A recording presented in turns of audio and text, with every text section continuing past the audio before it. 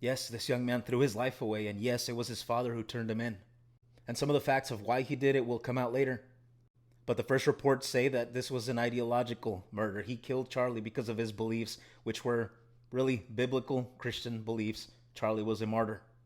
But even this, the most atrocious act that a human can do, the taking of another life, Jesus Christ taught us to pray for our enemies because God is patient and wants all men everywhere to repent.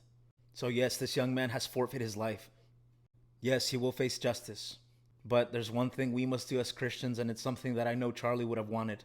We need to pray that this man hear the gospel, repent, give his life to Christ, be transformed, because God can glorify himself by saving even the most wretched of sinners. And does God not have the power to save the lost and to bring people back to life?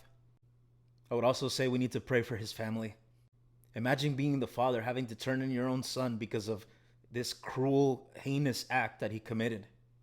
Nothing good has come out of this, but there can be something good. Many people will be emboldened now to share their faith even more publicly.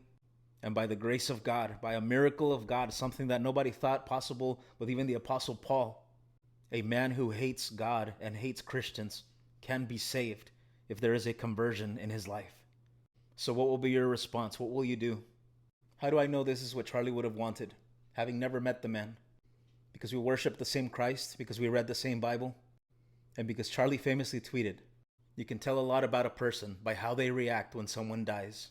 How will you react when justice is exacted, when the death penalty is given, and when, yes, even this shooter who was radicalized by Marxist propaganda dies?